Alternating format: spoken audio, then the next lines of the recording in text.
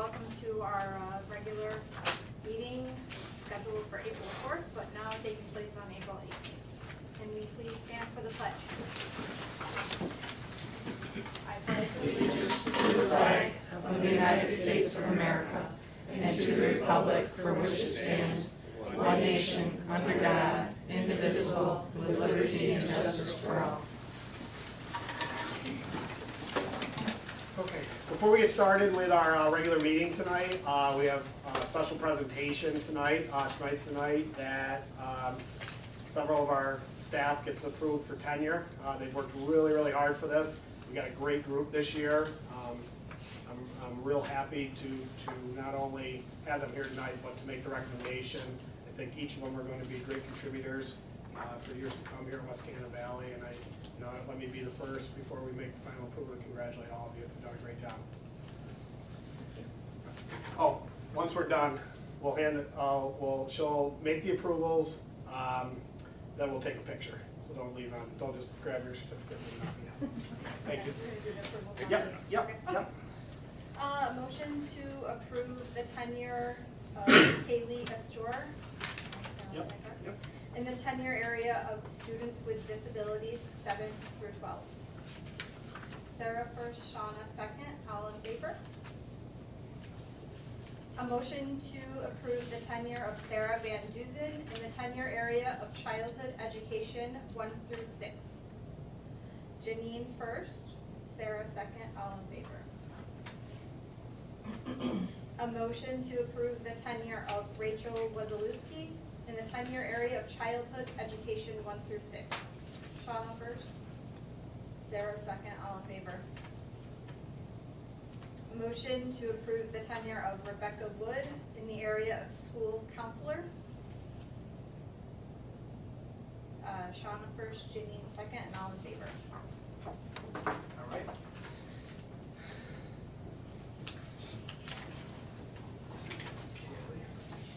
Congratulations.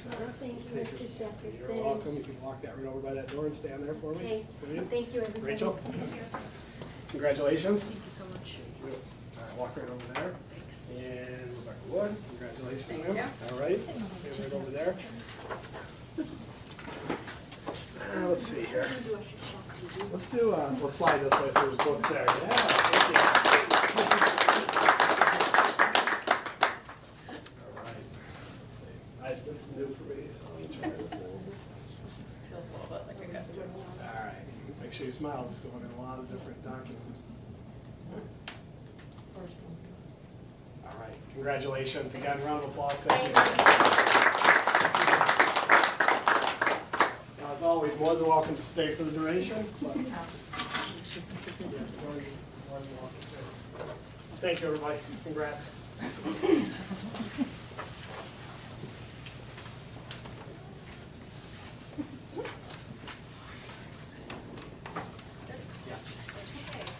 Well, were there any questions on the consent agenda?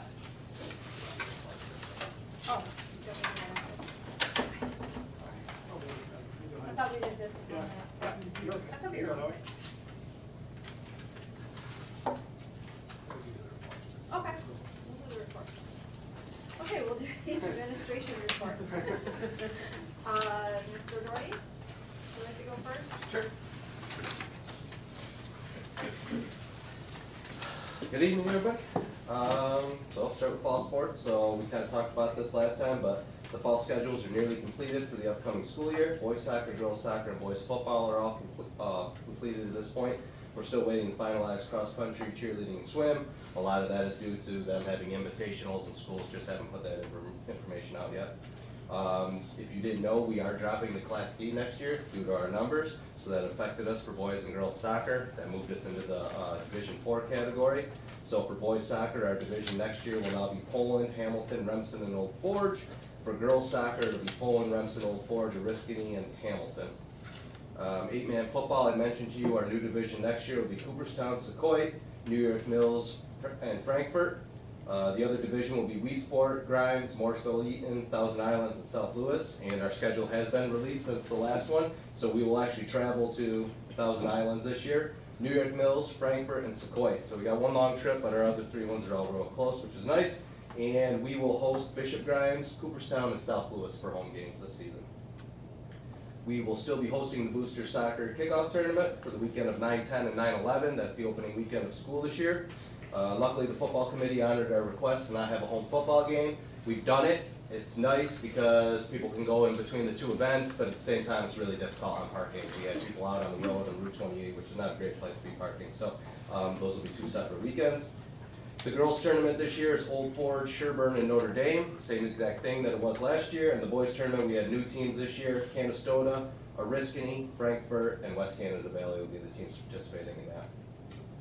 For winter sports, there's a lot going on right now. There's alignments that are coming out. One big thing that's going on is Utica Academy of Science has requested to move into the Tri-Valley League to play over there. So we're waiting to hear on that before we know what we're doing with our alignments over here. So the Class D that I mentioned to you before could affect us for basketball as well. They could make a push to push down into Division IV, which wouldn't be a bad thing. We'd be playing some schools our size, which is nice, but at the same time, we wouldn't be playing those Valley schools. So we're hoping to stay where we are because we like the division. Coaches like where they're playing right now, and it also helps us for sectional seeding because we're playing Class C schools, but ultimately we may get forced to go down and move into Division IV, which is the Class D division, just like we did for soccer. For spring sports, all schedules are released and posted on Schedule Galaxy right now. Like we said last month, we're hosting the track and field league championships and sectional meets this year. Baseball and softball obviously are going outside right now. And just the fitness center that we brought up last time, there are people that are emailing me and calling me to wonder if we're going to open that up for community use. Are there any questions about fall, winter, or spring? Okay, thank you. Thank you. Mr. Ray?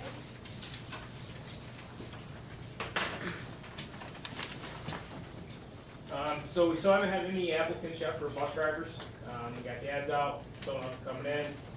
We did our last bus emergency drill for the year, beginning of April. New buses, talked to the salesman at Leonard Bus. Usually this time of year they have VIN number already issued for our new buses coming in the fall, so there might be a slight delay on them too. Just like that one we had that just came in a couple months ago. Speed reduction, I think DJ passed out a letter.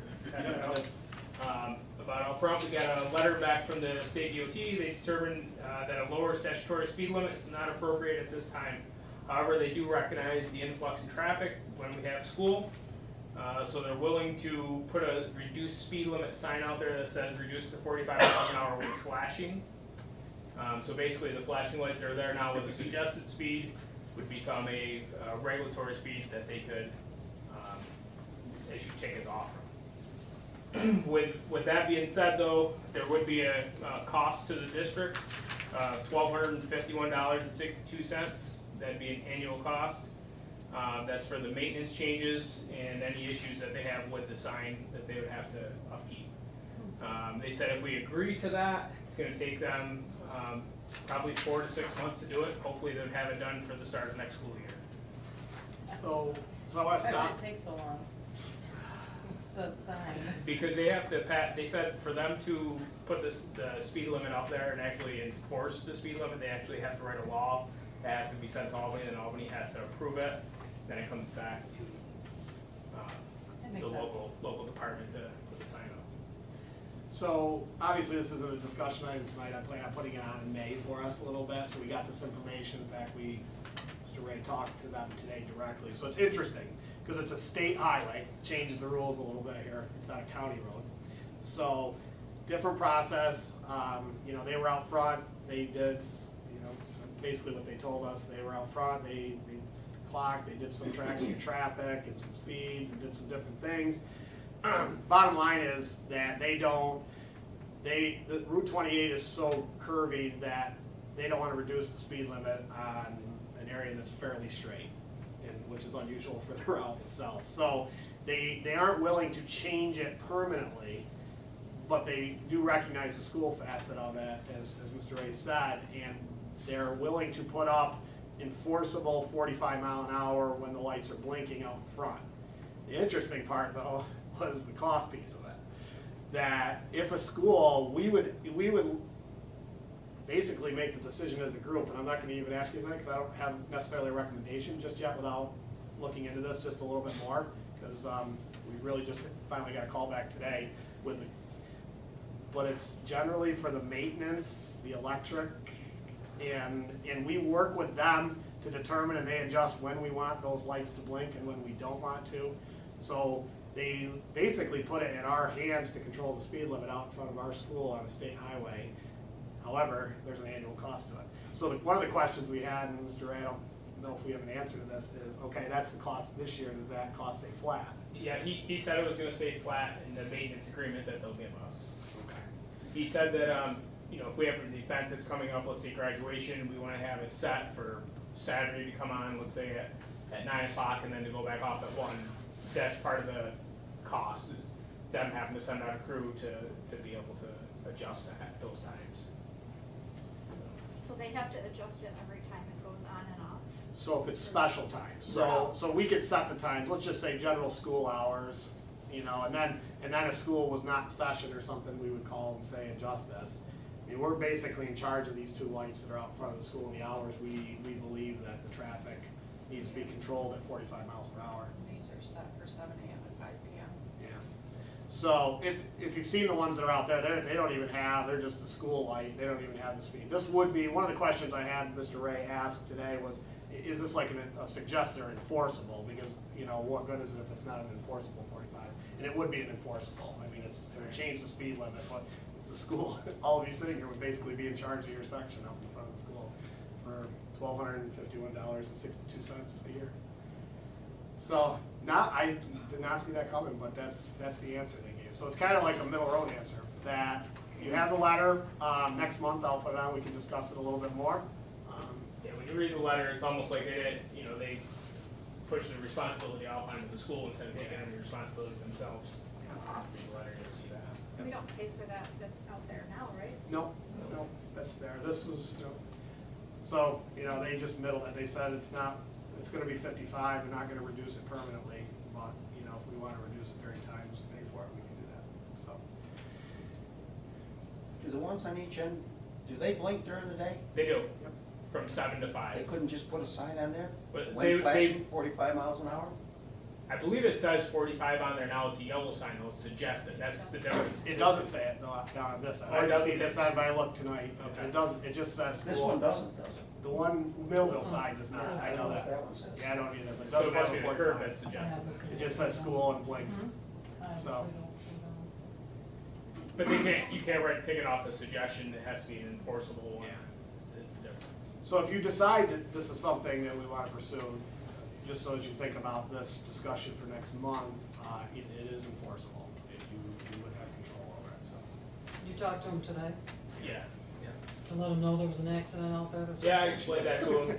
I said, you know, it was due to speed, they don't believe that it's too fast in this intersection, you know, so. So I want to have another conversation with them because, you know, my biggest thing here, and those of you that drive it all the time, is just that left turn out of the parking lot toward Newport. That corner's quick if they're coming quick on the right. There is room on the left, I'm not saying that, and you have a turning lane. I'm sure White Creek coming out is quick too, you know, so, I mean, that's my biggest concern. That's how the accidents generally happen, that they take that look back to the left, it's clear, and they pull, and that car comes around from the Middleville side. You know, and if they're coming 60, 65 around there, that's quick. It's a short distance between our entrance and there. So, anyway, it'll be something we discuss next month. We had it today, so we wanted to share that with you tonight. Any other questions? I have a suggestion.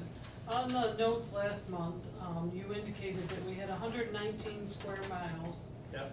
and the elevation was 459 for Castbridge and 1844 for Dairy Hill, Yep. and that we go 10 sites besides West Canada. Yep. Can you do, it's just a suggestion, you can think about it, but like almost a did you know to our people? Because I knew we did a lot of miles, but it was 119 miles, just like a did you know, so that they know all of this information and then why you guys work and cancel school and all that. I think that might be beneficial, we got a lot of new people in this Yeah. school. Yeah, I we think can it would post that. be interesting for them to know Yeah, we'll that. do it in the Except newsletter we and can then post on it the on the website. websites and all that stuff. Okay. The elevation's gonna be an issue more. Yep. That's all. There you go. Thank you. Thank you.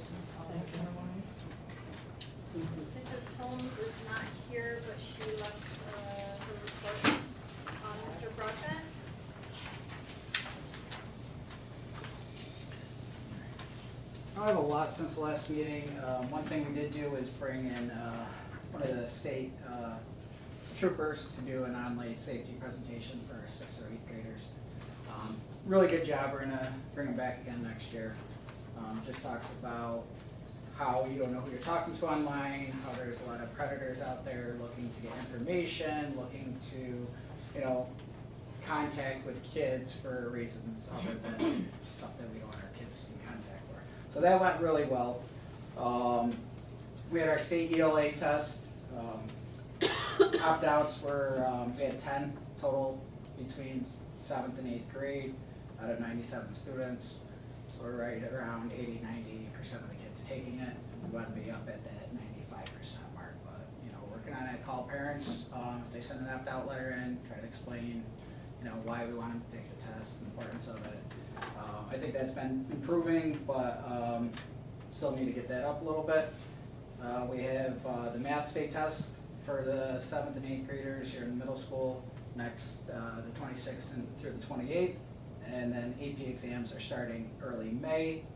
And we have some Regents field tests that we have to do this year, which are shortened practice Regents tests for the state, and that will happen sometime in May as well. They're supposed to send that, and once I receive it, I have until May 27th to make sure I get those exams. And we're starting to write our set plan for next year. We'll start meeting committees, we're getting the documents now, so that'll be something we're working on May through really mid-July before we finish that up for next year. But that's all, really. You guys have any questions? I just wanted to say one thing before you go. That Sure. The last couple of weeks, we had 2 alumni commit suicide. Yes. I just wanted to know if you do anything, any presentations, any, So I've been talking to some people in the community. It's something we're gonna look into. But they did want to plant some flowers, kind of a memorial out there. So they're gonna come in and I'm gonna meet with them, find a couple of spots, suggestions, and let them kind of pick what they thought would work.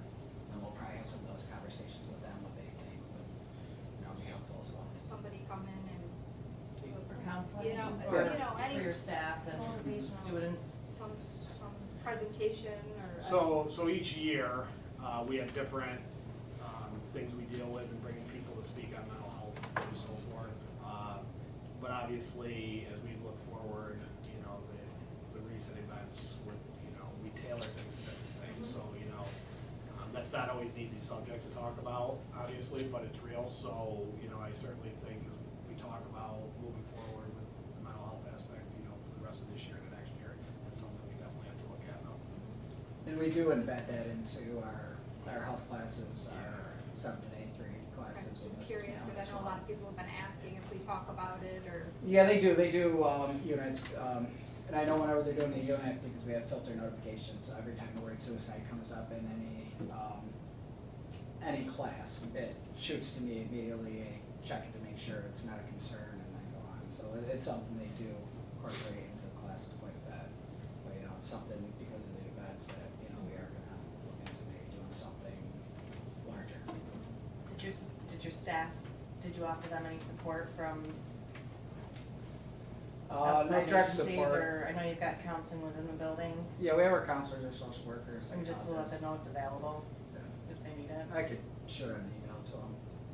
We with certain situations especially, we did have some people take us up on that, the elementary side especially.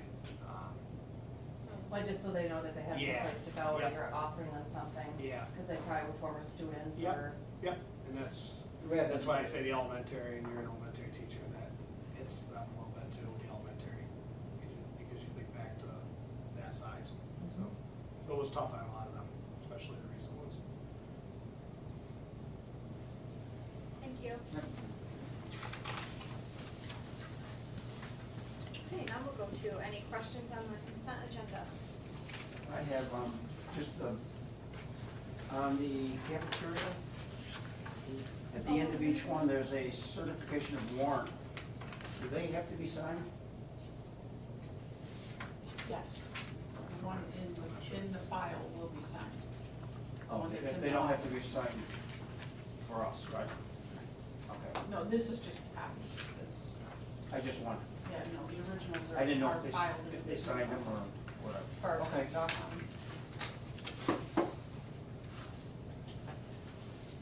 Anything else? Butler, everything going okay in the cafeteria since you were tonight?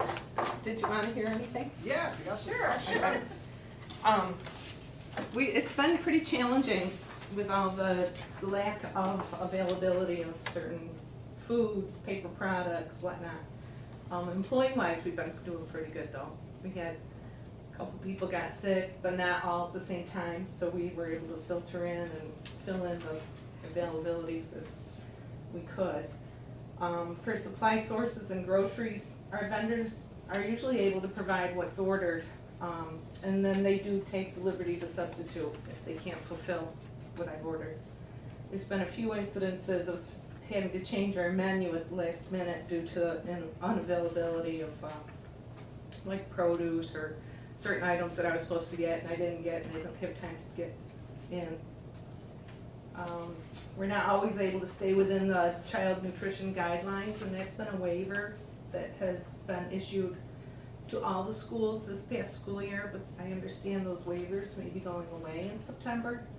It depends on the New York State government, if they're gonna pass the waivers that we were able to use last year, which enabled us to go off the menu. That's still, I don't think it's been approved yet. Have you heard, Ms. Butler, not to interrupt you, have you heard much about the free lunch for next year yet? It was a big deal before this last budget Yep. meeting, and they approved the budget, and now I've heard nothing more Yeah. about it. I haven't either, so that's why I was just wondering from your sources if you've heard anything about next year yet. Nothing.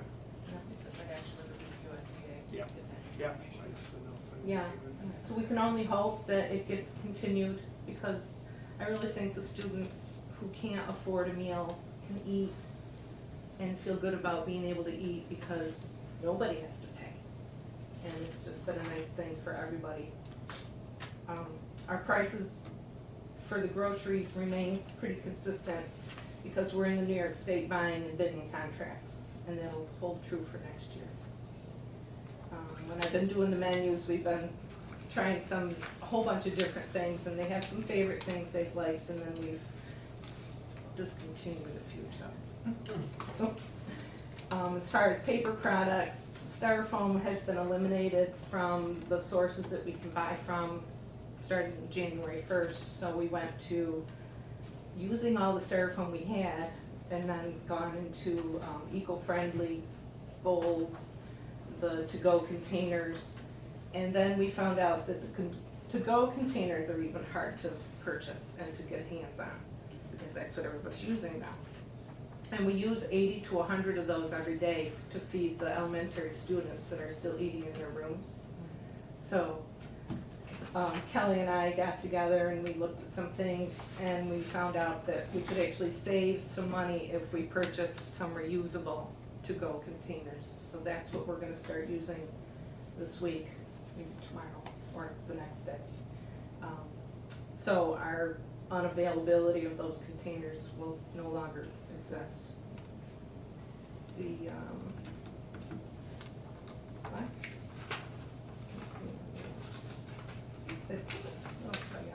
Meal service, this past summer I started doing a seasonal menu, so like in the fall, the kids had a fall menu, then we went to winter, now we're in the spring seasonal menu. And with each season, you know yourself, you like to have warm and comfort foods in the winter, and then the springtime comes, you don't want to have to be cooking a lot, so we're gonna go with more sandwich, cold items for the springtime menu, especially when the warm weather starts coming.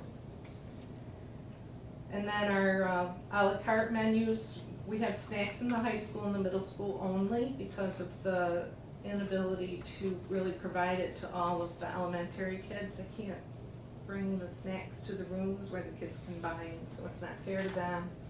And so we don't offer snacks and ice cream to the elementary kids this year.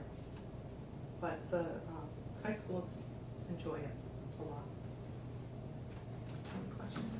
When you say you're introducing new foods and sometimes it's good and some, do you ask the kids or Oh, do they yeah. vote or how do you? I go when I can, I get out and go around in the cafeteria. Oh, okay. And I, each table or whatnot, and say, how was that, and did you like that, and it's, yeah, they're very good. Okay, good. They've I'm been sure they're pretty very comfortable honest. telling me. Definitely. Do they have some kind of like salad option? Yeah, on, every day, the high school, well, if I have lettuce, Yeah. but usually Tuesday, Wednesday, Thursday, we always have a lettuce. Okay. So we can make a salad, and we've got the proteins and the other vegetables that can go in it. Right. The kids in the elementary can also have salads on Tuesday, Wednesdays, Thursdays. Yeah. Thank you. Thank you. No, thank you. Okay, can I have a motion to approve the consent agenda? Sarah first, Janine second, all in favor? And a motion to enter into executive session for appointment of personnel, including review and appointment of employees and contract negotiations. Sarah first, Shauna second, all in favor?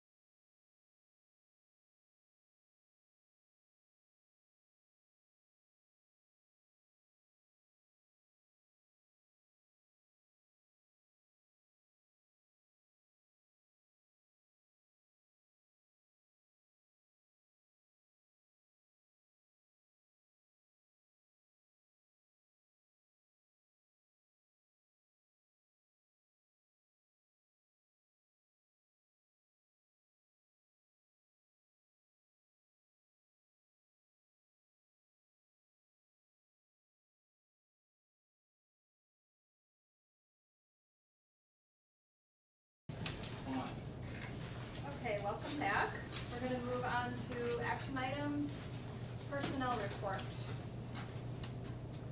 Motion to rescind the appointment of Sarah Mayville, assistant coach, girls track, step 2, per the extracurricular index of the WCBTA bargaining agreement effective 2021-2022 school year.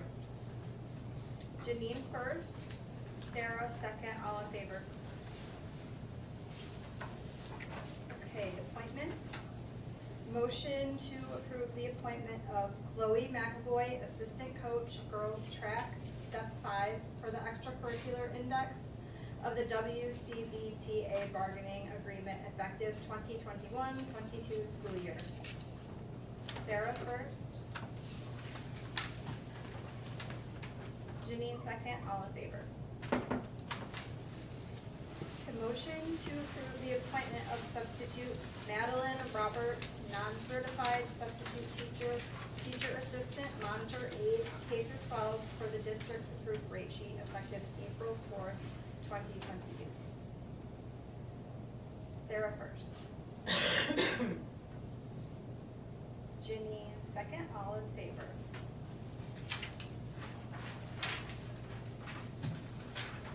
Okay, transportation request for you to. Yeah, I'll just talk. So you have a list of, as those of you that have been here, every April, by April 1st, out of district, students must apply for transportation if they're within the 15 miles, correct, Mr. Ray? Yep. 15-mile limit of there. The list is there of those that applied for transportation.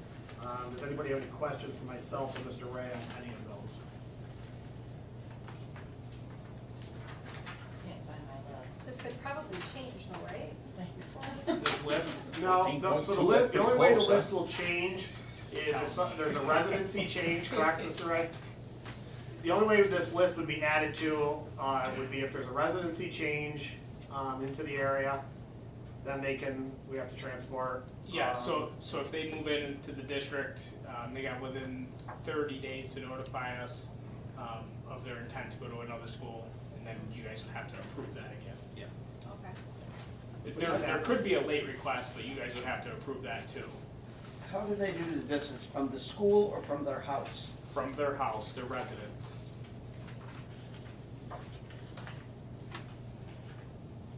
Any other questions on that? Say that again, they have to be so many miles from their home to the school they wanna go to, Within 15 miles. but in our district. Yeah, However- they have to live within our district. So we don't have any, however, You there don't is have one to live in catch our to that. district? Well, Sorry. they have to live within our district. Say it again? They have to live within our district. Within the district. Yes. However, I just want to keep, and this isn't on this sheet this time. If we are going to that school and they live in the district, they can find their own if they can find their own transportation to the school, we have to transport them as well, correct? Yes, if we're already going, so Notre Dame Elementary, we'll be going there. So if somebody lived, let's say Castle Road, and we're outside the distance limitation, they would have to find their way to here, and then we And would come from transport here, from though. here to there. As long as we're already going to that school. Which has been, that's happened in the past, that's not right now, but that's happened in the past. Yes. Okay. Motion to approve the transportation request. Sarah first. Peter second, all in favor? Okay, moving on to the discussion items, budget workshop. Okay, so I'll get us started here. I'll have this cross it, again, just review any changes or adjustments. We've been giving you these revenue and appropriation sheets each month. The difference between last month and today is the state budget was approved. But as we talked about, in the past, we've generally seen somewhat of a significant increase from the governor's proposal to when it's actually approved. In this case, it's not the case. So it's basically the same. It's an increase of It's an increase of 200,000, but it's in the pre-K program, which doesn't affect our general fund.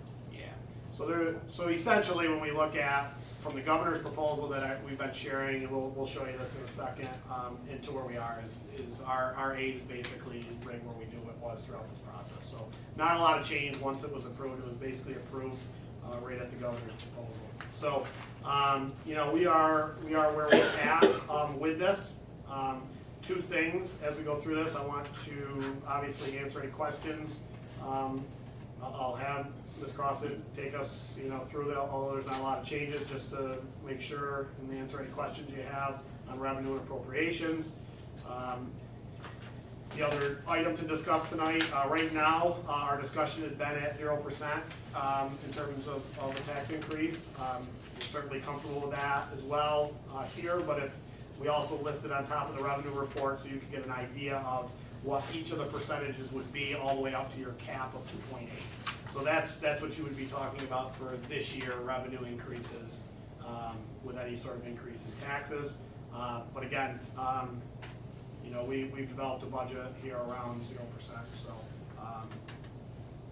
you know, we would be good with that as well. So with that being said, you want to start just with the revenue count, if there's any the changes, like you said, in the revenues? There really isn't anything that has changed since the last meeting, other than the state aid did go up 30,000 maybe from what it was. How much, 3? 30. 30? And between the expense aids and the transportation aid and BOCES aid, it adjusted a little bit by 30,000. But the big jump that shows on the state website is, like I said, for pre-K. That has no effect at all on the general fund budget. So it looks like we got another 200 grand, but we really didn't. So Cal, would that increase help us in terms of covering any excess cost in the Yes, pre-K? that is where it'll help us, is it'll actually pay for the pre-K program now, which we've been having to transfer. We've been having to transfer money from general fund into pre-K to pay the balance, but this will now allow us to not have to transfer that money. How much was that? Yeah. 35 to 40 thousand. So that's what we're saving. Yeah, in terms of that. So it is helpful. So we've been basically stuck at 87,204, and obviously that doesn't Last cover. year we almost weren't able to have pre-K. Well, that was because they didn't know if they were gonna fund it at all. So Right. we would have been on the hook for that plus over 100 grand. Yes, Yeah. correct, yeah. So the increase is gonna fully fund that program for us here this year. So yeah, it'll help us in the 30 to 40 It will range help for us sure. with the transfers. Yep. Any questions on the revenues?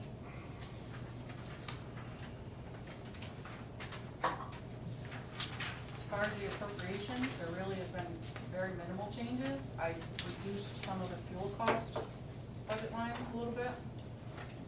I took out an extra staff member that I had in special ed on aid.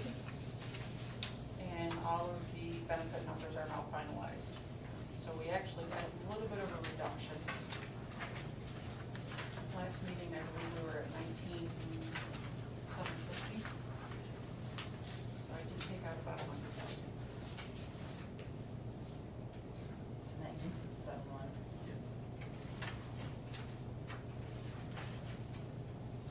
So, Rather than go through it line by line, it's all basically the same.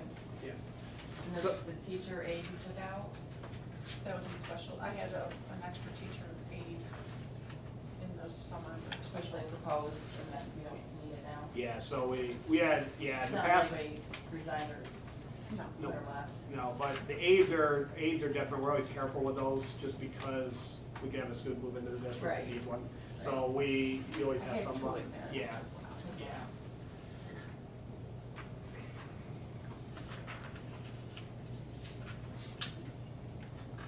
So we're at a point now where I got two things, questions on anything in terms of where we're at with the budget, which right now is at 19,671,986, which would be the number they would approve tonight if that worked. The other piece of it is the discussion, which isn't part of necessarily the budget approval, but the fact that we're all comfortable with staying flat tax-wise for this year again. What did you say our general fund was, balance? General fund. The fund balance? Fund balance, I'm sorry, yes. At the beginning of the year, it was 4 million. And I'm expecting it to stay pretty status quo. Just to stay right at 4 million is what you're thinking? I'm thinking it's gonna stay right around there, because we've had some extra expenditures this year. Fuel prices being one of them.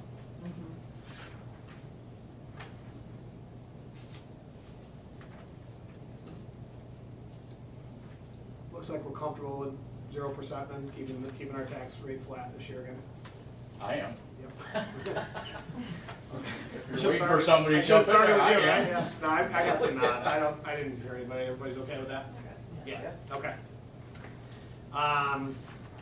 So, the only thing left here is to, if we're all okay with the budget, we'll approve it tonight. Do you want me to say the number? Yep, you have to Yeah, it has to be. approve the budget. Number and the percentage? Nope. Okay. Just the 19. Yes, sir. Rosie's approached us with a $60 million Yeah. renovation. Yep. How is that going to affect this budget? So this, Or it's not going it's to. not going to, because it doesn't go until, that'll be our talk next year, although I'm gonna go over it tonight with you. But it will be in the next budget, The first payment is in the following year. following your budget. Good question. Barely, but it's in the next budget. Yes. Yeah, 20, next 20, budget. 20, Yeah, it's not till the following No, summer you're that that right. would start. 20, Yep, 23, 24. Yep. It would be. in July. Yeah. Next July. Yeah, it's- Following July. Yep. Any other questions? Okay. Motion to approve the 2022-2023 budget in the amount of $19,671,986. Janine first. Sarah second, all in favor. Okay. Take care, Lee. Congratulations. Okay, capital project update. Okay, so our own, I'm gonna start with our own, don't confuse us with most of these, just our own capital project. So, since our last meeting, we've had two face-to-face meetings with the project team, including another verbal this morning. We've had hazardous material inspections going on in the building. We've had walkthroughs by Friedman and Fisher with all of our mechanical, electrical, and plumbing. Although they have not completed that yet, they spent an entire day here. I don't believe they have a scheduled date yet to come back, but they are coming back soon to complete that, to go over all of those. That is the weight on the cost reports that I'll begin to share with you, because right now, all we have are the original estimates that they put together in the beginning. So right now, we're still waiting on them to complete the walkthrough, to see if there's any hazardous materials. I can update you a little bit on that. The first hazardous material check went well today. Doesn't mean there's 3 more they're doing, doesn't mean the other 3, but they're in that area around our cafeteria right now, so that could go well for us. If that goes well, that'll be a savings, because there's some money right now in the scope of the project in the 6-figure range, if there is hazardous material to be removed. So far so good, okay? But again, we're waiting on that itself. Once that happens, and all that information from the walkthroughs is submitted to LaChase, they will then put together the more concise estimates. But what I want to give you a heads up on tonight is that once that's done, and I talked to them today about it, I would anticipate us having to, and I said this last month, make some decisions on some reduction in certain areas of this project. Due to the escalation costs, the contingency costs and things that are in there. It doesn't mean that we won't be able to get everything done, but we're gonna probably have to sit down together and prioritize what needs to get done first, and then what are going to be those alternates if the bids come in well and they're, we're able to do that, okay? So, we certainly have things, we have a large air conditioning project, will we be able to do the whole thing? We have some HVAC things that we want to move out of the elementary gym. Does it need to be done? No, okay? Not necessarily right away. It's not a 911, something you should do. So if we can get it done, it would be really good to do that. You have air conditioning in the auditorium that could be discussed.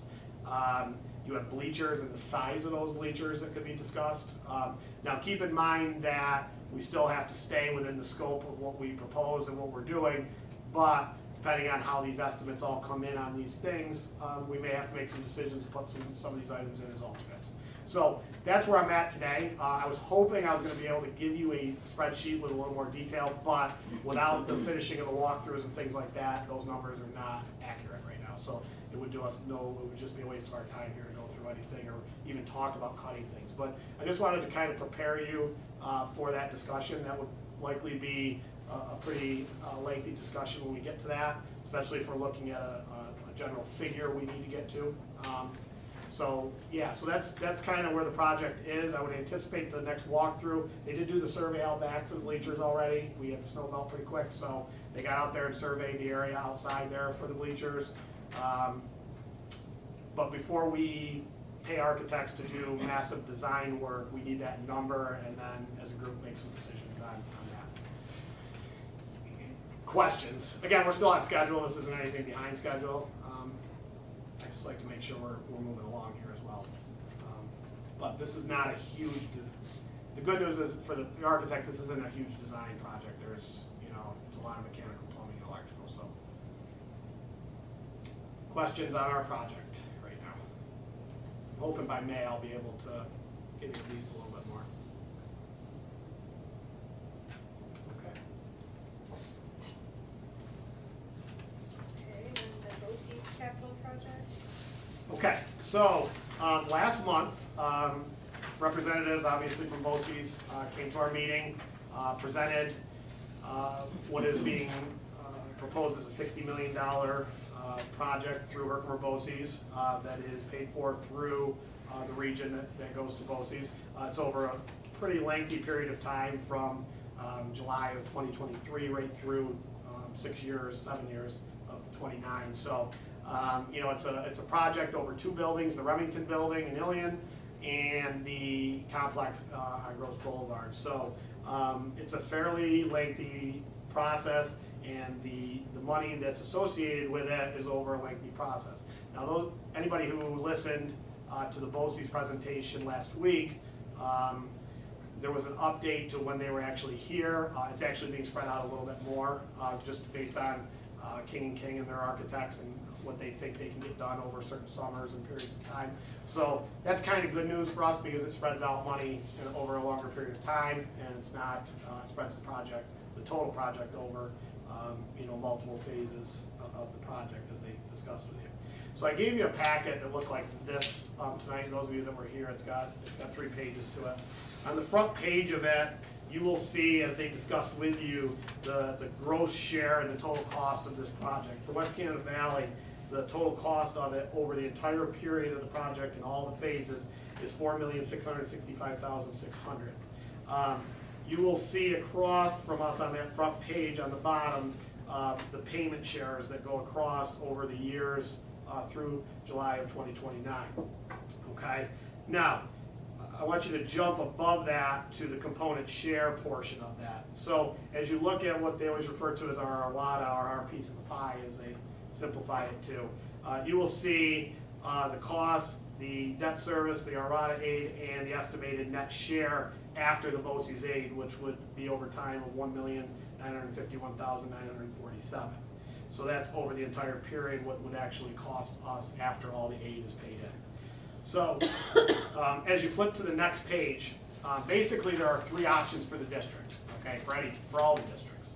The first option is just to make payments, straight cash payments on a general fund, make the payments. You'll see the distribution of cash from 2024 through 2030 on this sheet here, which equals $4,665,600. You'll see the estimated BOCES aid is $3,268,258, which leaves us, if we're doing cash payments after aid, of $1,397,342 as a cost after aid. The second option is essentially a ban, which is essentially we borrow it, okay, and we pay it off just like anything else over a period of time. In this case, this option is a 7-year ban payoff, which you'll see ends up being, basically we don't touch our general fund. It goes into there, we make our payments, and in the end, the total component cost for us is $1,439,262. So just to give you a comparison from option 1 to option 2, you'll see the cost difference when we borrow versus if we just pay it straight up in cash. So it's not a gigantic difference in savings just by borrowing. Option 3 is a multi-year financing option, which you'll see significantly jumps the total cost share up to $1.9 million just because of the extended. So anybody who's, and you could look at this as basically a loan over a longer period of time, you're going to pay more interest, and that's exactly the way it'll end up. So you see there's a fairly significant change there. So as you look at this, this project, you know, and we've kind of, we still have to meet again with Rick Timms about this some more, and we'll have another update in May on this. But obviously, the lean is right toward option 2, which would just be just like how we do any other project. We borrow it and we pay it. It's not significant over that. We don't go into the general fund, and we pay it over some time on, and then it's done at the end of the project, basically. Can I explain that? Okay, Ms. Cross. So right now, we're looking at option 2. So Sean, I know you asked last month, do we know how we're going to do this? We've got one more meeting with Rick Timms, but this will be probably his recommendation to us. School like O&D Young, that's got a really small share, they probably will pay cash, but most of the other districts will probably be choosing option 2 here. And then, yes, to answer Mr. Kemmler's question, next budget season, that would be a number that's going to be in the budget. We put there, and you'll see the aid. So if you look just at 2024, for example, they've got 933,120 interest, estimated debt service, estimated Arwada aid is 673. So again, it's 287,852. Do we have to do this? You have to do this. We do? So no, I'm repeating your question. Oh. So are you asking me just flat out black and white? No. Every district will vote on this. They will need 100% of the districts under this one to vote yes under this plan, which means each of the boards at a date that I believe they're going to designate. Did you believe that too, Janine, from your meetings? They're going to designate a specific date. We'll meet and we'll vote yes or no. Every district in the Herkimer-Bosse's would have to vote yes under this specific plan. So it's kind of a loaded answer. Do you have to agree to this? No. However, if you vote no on it, it would then get moved to what will be a public vote at that point. Okay, it would take it off your table, move it to a public vote, but in the end, it would cost us significantly more money to do it that way. Each district would pay a lot more over time for this project if the public voted yes. And why is that? So we would have options? You wouldn't have the options you have here. Under this plan, you have options. So we can make our own decisions on how we want to pay for this way. If it goes to public vote, it goes to just like another project goes to DASNY over a long period of time, and you're going to pay, I don't know exactly what that number will be. That'll be a whole new presentation, a whole different thing. And you guys could vote yes, all of you in here could vote yes, and there may be a school that votes no. So one school votes no, it's off the table, and then we're back, and then we're on the hook on a public vote for, even though we voted yes, we're on the hook for a public vote for that. So this project as they presented has no, there's no fluff to this thing. This is like boiler room mechanic. This is how much over 2 buildings to get Well, situated. that, but it sounded like maybe you or Janine can further explain it to me. Why has there been so many years of nothing?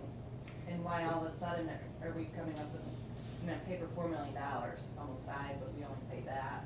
Yeah. But how come it's been so many years in between? So there's a couple of reasons for it. One of them got voted down in the past when they tried to do some of this work years ago, before my time. Which would be what, 2000? Yeah, I mean, 707. yeah, they haven't done a project there in over 20 years. Yes. Which is ridiculous. Did they do a renovation of Remington? No. No, None at all? no, it's That's still basic, it's the same elementary. building. Why would they buy an elementary building when that building was built for elementary kids? Yeah. Why would they do that? It was just newly renovated. It- Right yeah, before they so CVA did some renovations to it, correct, but for elementary, as you said too, so you're both correct with that. 'Cause I would everything- say they have a building for $1, That'd be my answer to that. Oh, yeah. What, how old is that building? Oof. Remington, I don't know the answer to that question. I mean, before I was born, I Was would on the say. list. The other one is the one when you first go into Herkimer? The other one's East Herkimer, the All Red The Girls School. complex. Oh, There's they're going going over on the on complex, yep. Project. Yep. What are they doing over there? So a lot of that work over there, they wanted to do, when this whole thing got started discussion, they were hoping to do a lot of instructional improvement areas. But with the amount of mechanical, electrical, and plumbing work that they had, I mean, they could do hundreds of thousands of dollars worth of work in this place if they wanted to. So basically, it came down to 60 million would take care of all the mechanical things and keep these two buildings running and so forth. So, yeah, that's where they have, and what they've tried to do is phase it out over 3 phases of a project, taking care of the 911s in the front end, all the way to the end of that. How old is that building? Yeah, the 70s, isn't it? Yeah, That's old. yeah, the complex is old, yeah, they haven't done hardly any work on the complex since it Is was that built. because of their superintendent? So it's hard, I'm not gonna sit here, They because can't there's been a change few, over, right? you've had a few different district superintendents there, this is a new one within the last 5 years, but you've had a few different ones, so obviously that person picked up from wherever anybody was in the past. There were people that, in the past, that tried to get projects approved, and, the Herkimer County districts didn't approve it. So there's been some different things, was there a lapse of time of not even addressing any of it? Probably, I mean, I can't speak to that, I don't know that. Things have changed a little bit with, the needs in the area. The Remington building, is a new area of need, because of the student population that's there right now. So I mean, if you're asking me, do we as a school utilize the BOCES buildings, and do our kids utilize it Yes. as an important part? Absolutely. No, I Yep, understand yep, that, but it just yep. seems like to come out 30 years later, and Yeah. maybe we should make a thing on our meeting agenda to maybe have you report out what's going on at the monthly meetings, rather than being, so we're a little bit Yeah. updated as we go along. Yeah, sure. Just We a can definitely suggestion, talk I mean, about just that, have this yep. guy come a year later, and, Yep. cause you go monthly, right? Yes. Just get a little update. So this project came out, if those of you that remember, we already talked about this once before, and then it disappeared because of, Remington. yeah, Remington, the whole thing with CVA and No, postponed just so we everything. know the backstory. How long Yeah. have they been, how long? Cause you're not there. Have you should known about report. this? This project? Yeah. Well, I've known it as long as you guys have, since they were here the first So when time. they came, that's the Wait, first, no. that's the first I heard of it. No, the first time, they came back and then they disappeared because CVA didn't voted down their sale initially. No, but I mean, this $60 million renovation, Yeah, so we get some things that it's coming in terms of that project, so I update you on what I know about that, but in terms of the final end answer, that's, where they come up with, so, yeah. I find it just mind-boggling that 60 million. We pick and choose what we have to do, how many capital projects are we at? Yeah, Like, why is it So- there down there? And This is not a rich district, to I'm be sorry. holding all those Yeah. school districts, that should be a state-of-the-art building. Yeah. It should be. yeah. So it's fine, so I'm gonna pat us on the back and defend them a little bit. I'll pat us on the back, because that's what we're doing right now. We're looking at these things and not letting it build up so that I come in here and say we need $60 million worth of work in West Canada Valley. So I'll pat us on the back for doing a good job over time with that. With them, it's a little more difficult. I talked to you, they've gotta get all 10 districts on board. I've gotta get all of us on board in this building for our own building. They've gotta get 10 districts on board. So I'm not gonna, sugarcoat that it's not challenging for them to get a project approved, so, especially in Herkimer County, you mentioned it, there's not a lot of money to invest in it, it's not Oneida County where they have that. But, same token, Well, you want it nice for your kids to go there. yeah, safe, I mean, and, obviously. this is a safety and security place there. Ultimately, this work has to get done. I look at it a little bit as it's, if we're gonna utilize BOCES, it's just kind of the way it Does- goes with that. Does the BOCES building there in East Herkimer, does that have quite a bit of land? Yeah. Mr. Ray, do you know the land? I don't mean to jump to you, but that's your area.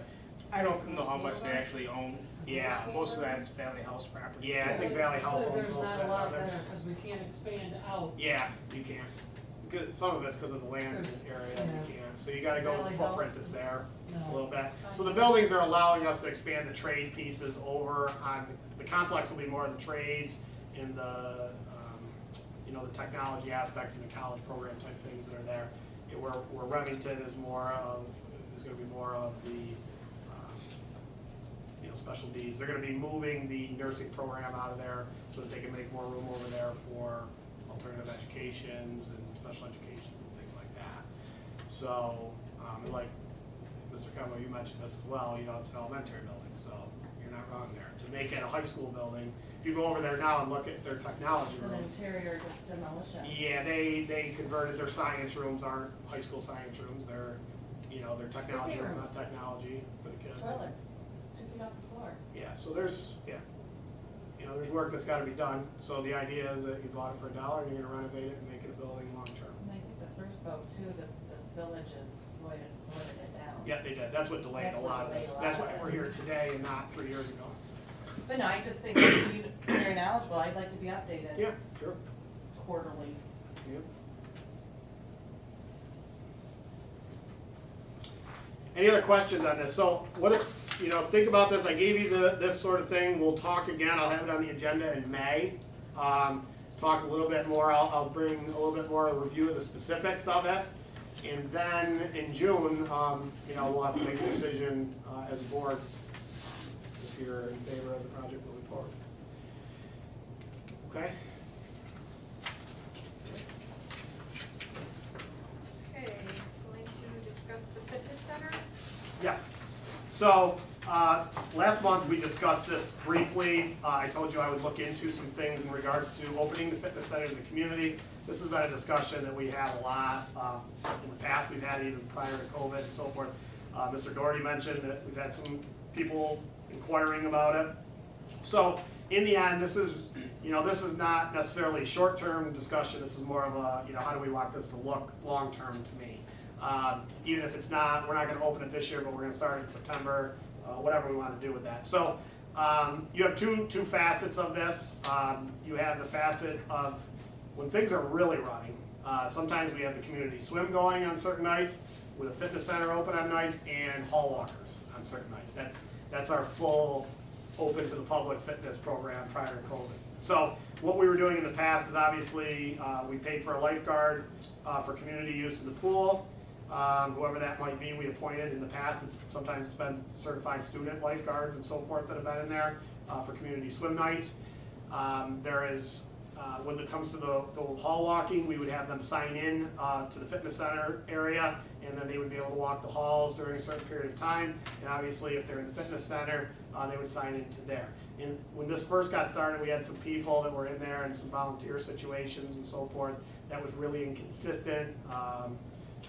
Sometimes it wasn't open, sometimes they weren't there. Who knows what's going on? It's really tough to manage that. So, started to look at some ideas. Called the lawyer and our insurance companies, and both of them give you this answer. You can do with what you want, but our recommendation is to have it supervised. So, if both of them are telling me that, my recommendation is to have it supervised one way or the other. With that being said, we can treat the fitness center.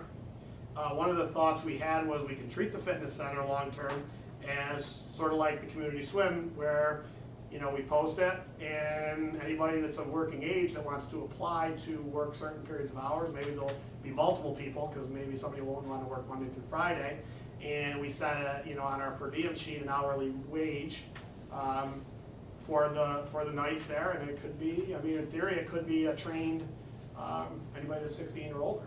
I mean, as long as they're old enough to work and get working papers, and be employed in there.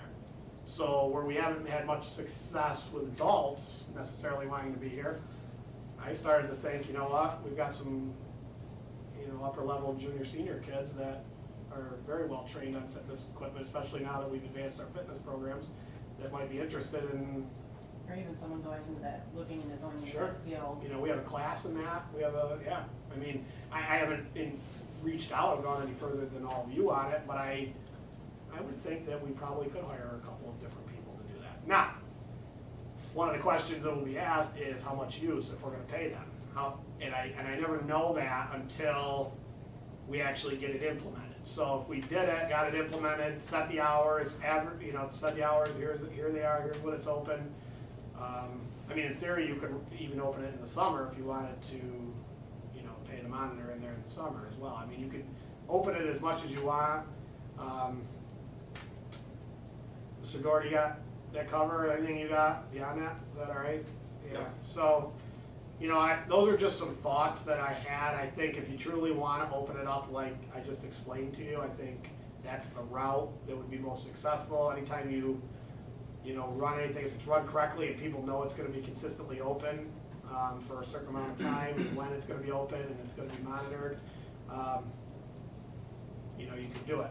Now, it may not be worth the investment if we're only getting one person every night, same person comes in, and you're basically paying the monitor to watch this, person come in every night. And I don't know the answer to that question in terms of how much use it would get.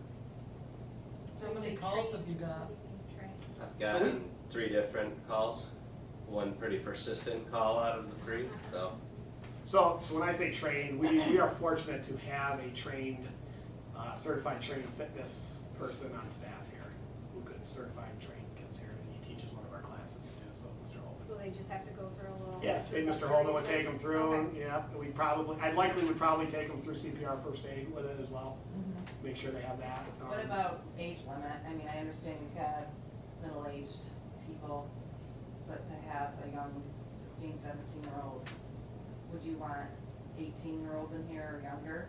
So I think. Or would they have to be accompanied by an adult? So I think we could look at it a couple different ways. For me personally, I would say, anybody that's 16 or older could be in there on their own at night as well. I think some of the senior high kids would appreciate having a night spot that they can use. I just don't want the person there being responsible for irresponsible. Yeah, so that would be sort of, Yeah, we exactly. kind of report that. Mr. Doherty doesn't know that yet, but we probably have that person report if there was any person You know what I mean? and we reach out to some, just like a fan, that was disruptive, we Yeah. kind of take care of that. They would be there, listen, Jimmy's being obnoxious or he's not doing what he's supposed to be doing in here, we need to take care of that, so. That's how we would kind of monitor that piece of it. But again, I don't know, like we've got 3 calls, like Mr. Doherty said, 1 persistent. I mean, you may be literally getting, this might be something that you want to try, you want to start it, see what we get for people. You might want to try to start it this year and see what we get. I generally think the winter months probably would get some more. So I don't know if you'll get a true feel for it. Even just rainy days, Yeah, you could pay, my recommendation would be to pay whatever the, minimum wage is for the monitor to be in there, or you could do 15, which is where it's gonna be. You're gonna get to that at some point anyway, and say $15 an hour, and open it from 5 to 8 or 5 to 9, depending on how many hours you want to pay. They had to be in here at the same time as you for custodians. Yeah, we wouldn't. Custodians are on staff till 11:30. Yeah, Oh, okay. so we would, don't want that. so we'd have to adjust the schedules, like during breaks and things, where if it was, we'd have to have adults in the building, obviously, the building had to be open to be able to do that, so. How quickly would we be able to get it up and going if we wanted to try it out this year? Yeah, that's the thing, so, if we could post it right away, we could approve the rate in the next meeting, which would be May something, but you really, unless you're gonna run it through the summer and see how it goes, you're only getting a little bit, so I'd say if you don't plan on trying to utilize it throughout the summer with a monitor in there, that'd be something that we discuss and say that, this is one of those things that we're going to open it, but it's gonna start in September, and, that would be kind of the thought process that I would have. If you wanted to see what kind of turnout you had before next September, and do it for the rest of this school year and summer, we could go there. I'm sure Mr. Doherty could reach out to those individuals, say, listen, we're gonna try it, but it's not gonna start till September next year, and so, I don't know. We have some students wanting to use it over the summer, or, play Yeah, sports? yeah, I think you could, I think you could open it during the day. During the summer, it would have to be open during the day. So for adults, it might not be great, the times of it, but, you know, you could do that. You know, some of the coaches are here all summer opening it up too on certain nights, so that, you know, we do have that covered already for team aspects. Is there cameras in there? Not in the fitness center, in the hallway into the entrance, but not directly inside of it, no. One of the reasons is it's used as a classroom, so we're unable to do cameras inside classrooms. So I don't know, you know, I don't know your thoughts on that, I guess. Do you, I think it's gonna be tough to get it going if you got to get them trained and stuff. I do. I think I'd have to push it to get it done. I think I could get you started in September and see how it goes for a year. And we could set the rate and, you know, between now and then for the person, we could post it for September. You know, say we're gonna have them on their job, you know, set the hours.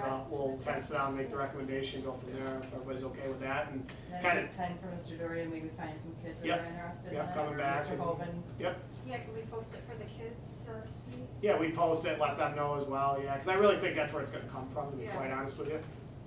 I don't think you're gonna get many adults that wanna be here at night, working a few hours, I think, but you could get some kids, especially for a couple nights. If you had 2 or 3 kids, you know, that you scheduled it out and divided it up, so you got a couple nights a week each or whatever, and, you know, I think it'd be kind of a responsibility job that they could take on and make a little bit of money too. Okay. All right. Mr. Doherty, you can let your callers know that we're gonna try to start it up in September. September. Yeah, so we're not gonna open anything this year yet, you know, let things kind of play out here. Okay, thank you, everybody. Okay, announcements. April 7th will be the BOCES annual meeting at 6 PM. Oh, yeah. Sorry. I forgot that we're 2 weeks behind. Yeah, we're good. We're good. That meeting already happened. So, this one too. Yeah, April 18th, which is today, the board petitions were due. How many? Who? 3. Just 3? Yep, The same 3? 3 for 3. Special meeting, April 20th. All right, yeah, so let's stop there. Okay. All right, so that's this week, the BOCES election and budget approval vote. That's the one we typically have done early in the morning. At 7 o'clock, come down, fill out our forms, put them in, and we submit one single vote on behalf of the board on that day. So, That last year Yep. was not done properly. we're gonna have it properly done. Right. Karen and I talked about it this morning. We need a ballot. We got it. And I think Mrs. Schultz had the ballot, or Mrs. Sheets I don't remember everything. had the ballot. All I know is I Mrs. think Sheets you had has it. it. Oh, what We did got we it. do? We just You raised just our vote hand. like Oh. yes or no. That's a yeah. Oh, vote. it's private. You don't Yeah. do that. So we Oh, got okay. it, so we just Gotta be hand out the private sheets. We're all set, Okay. but question will be, do you want it, do you wanna do it in the morning still, or you wanna do it early, or do you wanna do it? How many do we need? Does everybody know? 4, at least 4, right? At least 4 AM by, wanna do 7 AM again, or no? What's your other option? I'm here all day, anytime you want. I'm accommodating all of you. I can come in the afternoon if you can. I would go with you to 4. 4. What time does the thing have to be in to Sean, Maxim? Just by the next morning. Yeah, the next Yeah, next morning. morning, yeah. Do 4 o'clock, let's do different. So her and I, who else could come at 4? Would you be able to? April 20th. Wednesday, like 2 days from now. Oh, this Wednesday, day after tomorrow. Yeah, yeah, you got 2 days. You have a yeah. game, you have a boys game. Oh, where's Jeff? Oh, girls too. Girls are, they're at both home. Oh, just got Okay, so over. we could do that. There's the snow mounds. Okay. Yeah. What is it now? 4 o'clock on Wednesday. Yeah. On the 20th? Yep. If you get 12 inches of snow tonight, you might not have a game on Wednesday. Yeah, Just, by the end just of putting that out there. Um, and we just meet out in the. We'll just go right in the office. Okay. Yeah. All right. The public hearing will be May 9th. Yeah, so that next month, we'll do the public hearing for our budget, right at 6, and then we'll start our meeting right after that. It's approximately 6:30. Do we need to get in here? Yeah, do everything right here. Yep. And then we talked about the teller, is that all set? So we'll bring that in May. Okay. So the teller piece of it, so we're gonna bring you in May at the May meeting. So the budget vote's May 17th. At the May meeting, on May 9th, we'll bring you the teller list. Karen will be taking care of the calls of those who want to. You'll have the whole list. So you'll approve those tellers for that night on May 9th for the election on 17th. And then you will have to approve one of those individuals to be the, Okay. whatever that title is for that, yes. Chief election. Chief election inspector. Oh, okay. So you'll approve the chief election inspector. What we'll do is we'll ask each of them, will you be a teller and what times, and would you be willing to if you were appointed to be that? Because some of them will not want to be that, mainly because they won't want to be here at night, because that requires you to be here at night. So some of them like to come from 12 to 2, and not at night, it's past their bedtime. We're not feeding them lunch because we're not here all day. Okay.